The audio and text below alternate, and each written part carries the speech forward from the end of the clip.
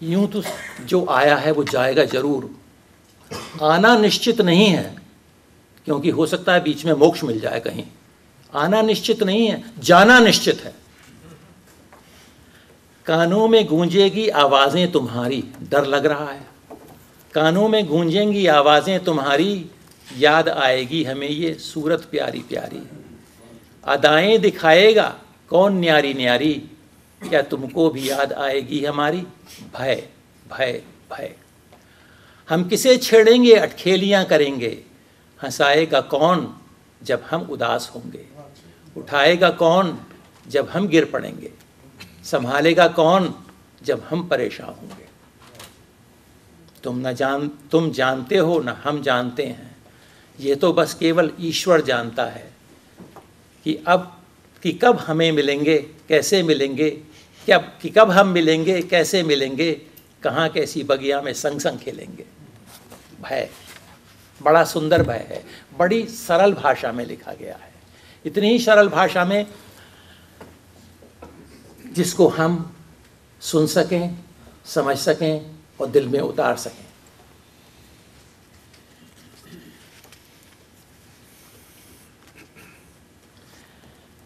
फिर पीड़ा का अनुभव ही कविता नहीं होती,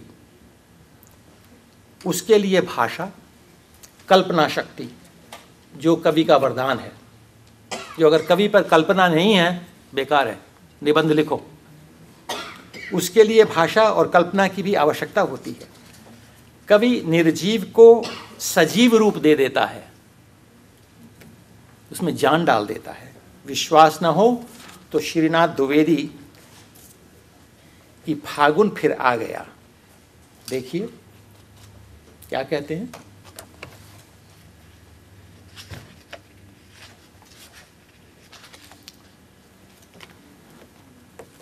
पवन के झकोरे हैं, स्वप्न सभी कोरे हैं, लबालब भरे हुए यादों के सपोरे हैं।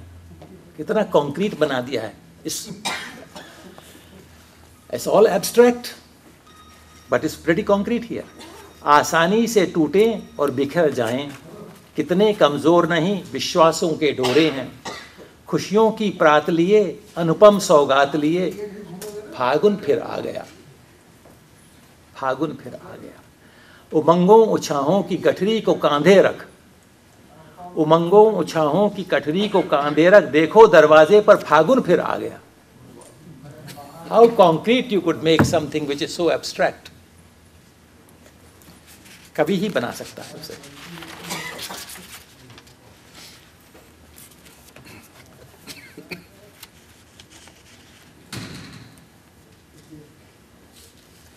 जीवन केवल श्रृंगार और मिलन, संयोग और वियोग ही नहीं, उसमें मोक्ष का प्रयास भी है। लोग भगवान से पूजा करते हैं कि हमें मोक्ष प्राप्त हो, हमें कोई कष्ट ना हो मरते समय, हमें जीवन की संकटों से छुटकारा दे, वो भी एक मोक्ष है। मगर ये मोक्ष सहज में प्राप्त नहीं होता, कहने मात्र से प्राप्त नहीं होता। हमारे दूसरे एक और कवि हैं जो यहाँ पर नहीं हैं, आनंद जैन। देखिए वो कैसे गिड़गिड़ा रहे हैं। आधी से ज़्यादा उम्र मेरी खोई, आधी से ज़्यादा उम्र मैंने खोई, ईश्वर से बढ़कर सहाई न कोई। चरणों में आनंद को देना शरण, बहुत दुख देते हैं मेरे कर्म। कर्मों से मुक्ति चाहते हैं वो। आध्यात्म अर्चन के लिए व्यक्ति को अपने जीवन के अनुभव और ज्ञान के अतिरिक्त कुछ विद्वानों के ग्रंथों को भी पढ़ना पड़ता है, क्योंकि ये जीवन छोटा है, तो दूसरों के अनुभव और ज्ञान को भी समेटना पड़ता है, क्योंकि उन्होंने जो कुछ किया है वो भी सत्य किया है, उसका लाभ उठाओ। सबसे पहले इस जीवन में मेरे ज्ञान के अनुसार लाभ उठाने वाले जो कवि थे वो थे गोस्वामी तुलसीदास। उन्होंने रामचरितमानस लिखने से पहले आगमों का, निगमों का, पुराणों का, वेदों का, उपनिषदों का पूरा ज्ञान अर्जित किया और उसके बाद पुस्तक लिखने बैठे, रामचर्चा करी। नाना पुराण निगमागम सम्मतम यत्र रामायणे निगदितं क्वचिदन्यतोपि स्वान्ता सुखाय अपने मन के लिखी है, किसी और के मन के लिए नहीं। शांता सुखाय तुलसी रघुनाथ गाथा भाषा निबंध मति मंजुल मातनोति। सरल भाषा में दूसरों तक पहुंचाने के लिए उन्होंने राम की कथा लिखी, मगर उससे पहले बहुत अध्ययन किया। हम लोग अध्ययन कम करते हैं, बात ज़्यादा कहते हैं। कलम के हिंदी पक्ष में दो ऐसी रचनाएं हैं जिनका मेरे व्यावसायिक जीवन से गहरा संबंध है। पहली कविता जो मैंने इसमें देखी वो अश्क जी की है, माफिया किड। अब जिस किड की वो बात कर रहे हैं उसका संगी, उसका साथी मेरे सामने बैठ चुका है। मैं इस जीवन में 5 वर्ष मेरे पैरोल बोर्ड में भी व्यतीत हुए हैं। I was a member of the national parole board.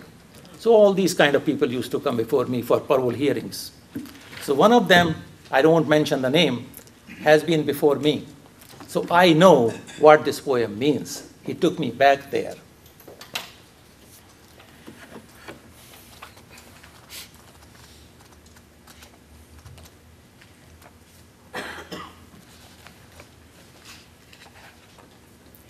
फिर आई एक दिन दुश्मनों की कार दौड़ती, चली गई गोलियों की बौछार छोड़ती। आज शिकार की तरह शिकारी के टुकड़े हो गए, नोटों में कोकीन के बंडल हवा हो गए।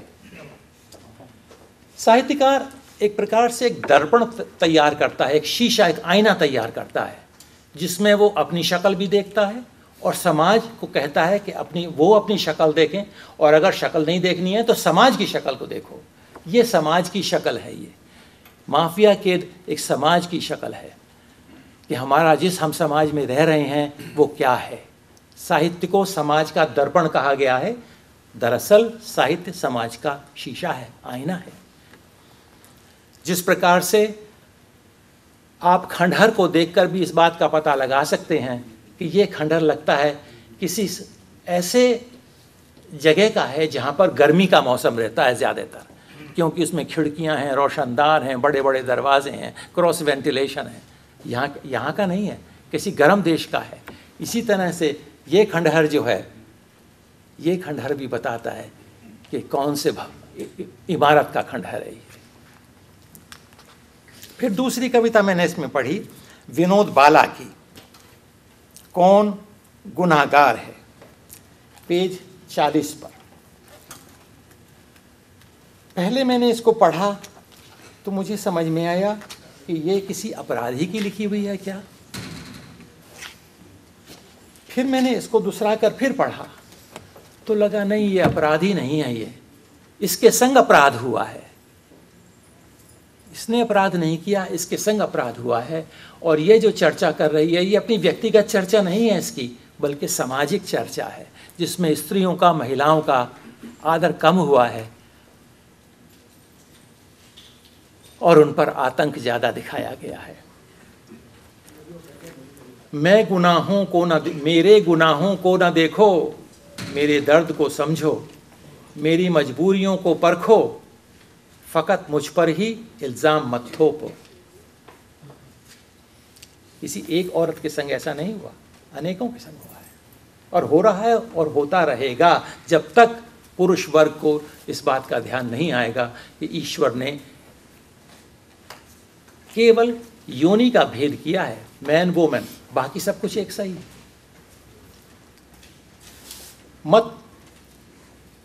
दरअसल मुझको फटकारा धुतकारा कि सिवा मिला ही क्या है, जब मेरी खामियों का उड़ाया गया मजाक, मेरी आंखों में आंसू की छलका, मेरी आंखों में आंसू ही छलका, और जब गम दूर गुजर गया भाग्य छलका, तो सच मानो वही सैलाब बन गोली में बदल गया। पता नहीं ये कैसे और क्या हुआ।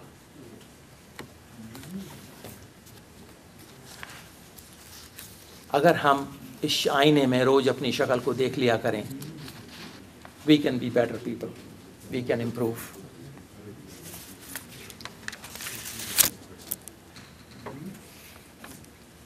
मेरी मजबूरी कि मुझे उर्दू पढ़नी नहीं आती और पंजाबी पढ़नी, गुरमुखी पढ़नी भी नहीं आती, मगर मेरे ज्ञान ने, शिक्षा ने मुझे ये बताया कि गुरमुखी भाषा नहीं है, गुरमुखी लिपि है। मुझे पूरा विश्वास है। मगर जब मैं इसकी भूमिका पढ़ रहा था, जो कि अंग्रेजी में लिखी हुई है,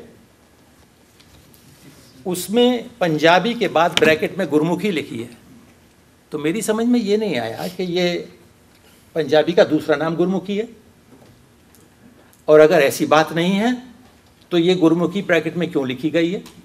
हिंदी के बाद में देवनागरी क्यों नहीं लिखी और उर्दू के बाद में अरबिक क्यों नहीं लिखी? तो मैं एक पंजाबी विद्वान नूं पूछिया, गुरमुख भाषा है कि अरे लिपि है? तो वो दसिया, उन्होंने दसिया ए लिपि है। मैंने कहा तो ठीक है, बहुत अच्छी बात है, फिर इसको काहे को लिखा गया है यहाँ पर, बराबर में क्यों लिखा है? चलिए, जिसने भी लिखा है, पता नहीं भूमिका किसकी लिखी हुई है, बस इतनी ही बात मेरी पकड़ में आई भूमिका में, और कुछ नहीं आया। इतना कहने के बाद मैं आपसे क्षमा चाहूँगा।